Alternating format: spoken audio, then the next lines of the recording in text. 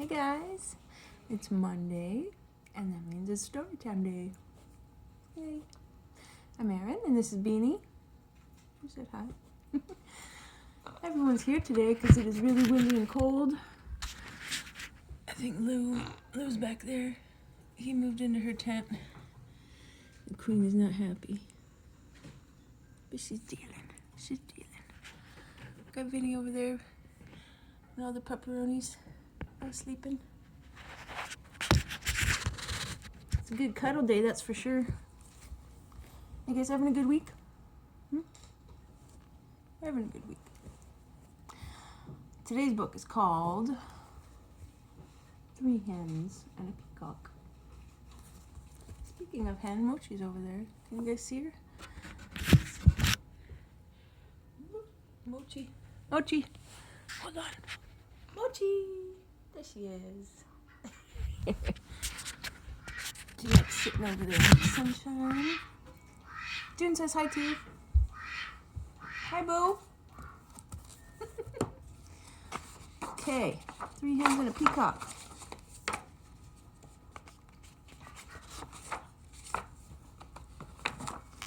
Things were quiet on the Tuckers' farm.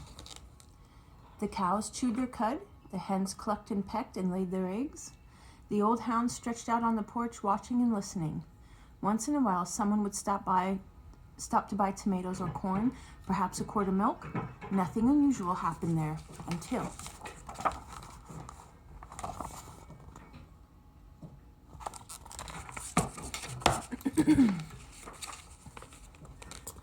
that peacock showed up. The cows and the hens and the old hound kept right on doing what they'd always done, but that peacock had never lived on a farm, and he had no idea what to do. So he spread his fancy feathers and set to shrieking. Oh, we know that life, don't we? We know that life.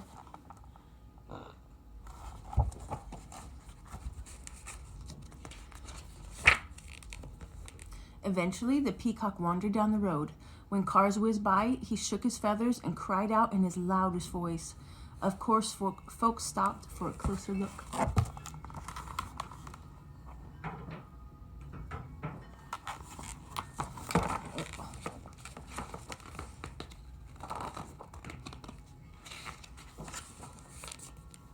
Day after day, more folks stopped to admire the peacock, and they all bought tomatoes and corn and eggs and milk. Business on the Tuckers' farm was booming. Everyone seemed happy to have visitors stopping by.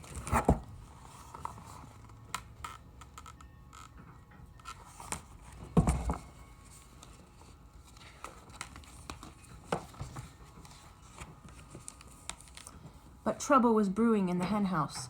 The hens were squawking and clucking and flapping their wings. We do all the work around here. I'd like to see that peacock lay one single egg. Exactly, he just struts around screaming. I suppose the fancy feathers are more important than laying eggs. That lazy peacock gets all the attention, and we do all the work. Look at the peacock. What?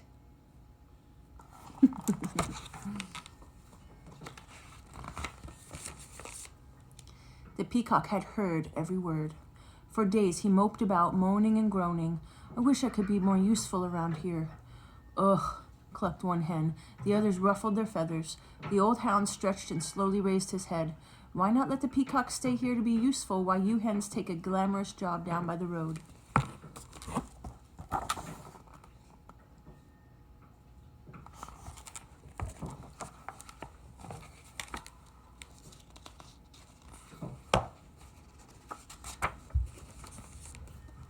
The three hens began clucking to one another.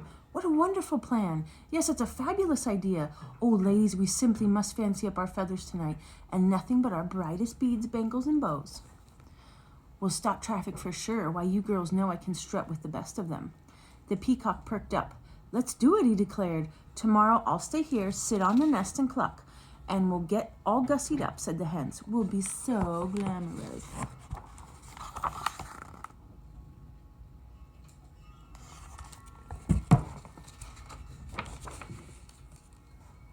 At sunrise the next morning, the hens strutted down to the road. The peacock marched right to the hen house and poked his head inside.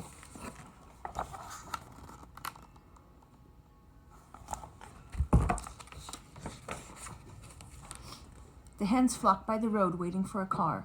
When they saw one approaching, they clucked and squawked and flapped their wings in a flurry of feathers, but every car whizzed right by. The peacock sucked in his tummy and wiggled from left to right, trying to squeeze through the tiny henhouse door. His front half was in, but his back half was out.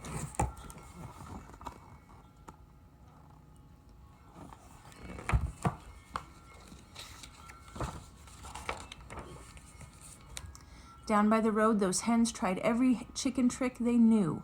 Still no cars stopped. Finally, the peacock made it into the hen house. He held his breath and pushed with all his might, but no matter how hard he tried, he could not lay a single egg. Not one.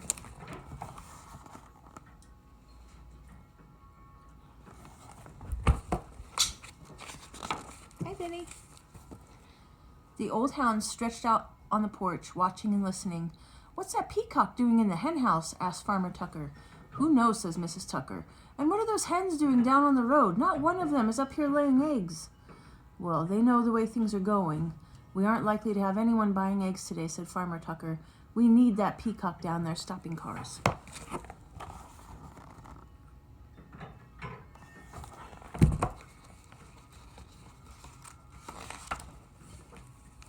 When Peacock heard that, he smiled the biggest smile you ever saw on a bird's beak. "I am helping," he thought. He squirmed back and forth until he popped out of the cramped hen house.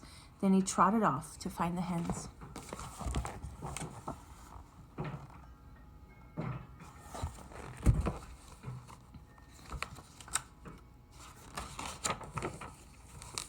The exhausted hens were all clucked out. Every feather was out of place. What a day. We couldn't get one car to stop. It's true why most of them didn't even slow down.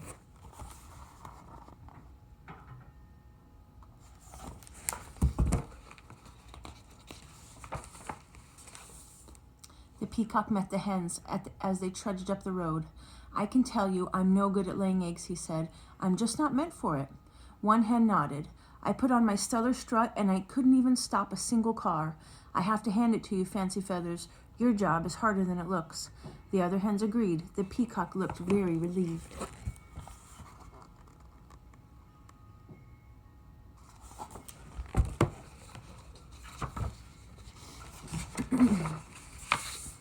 So the hens marched back to the hen house. The peacock strutted down the road. The old hound stretched out on the porch, watching and listening, and things were quiet again on the Tucker's farm.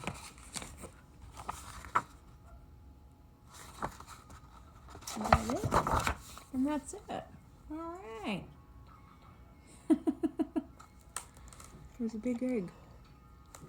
All right. All right, you guys, I hope you liked today's story time. That was a fun one. And Beanie was very good. Let's see if we can go see Beanie's nose. Because it's my favorite. What did that baby nose? Look at that little baby nose. Look at that little baby nose. All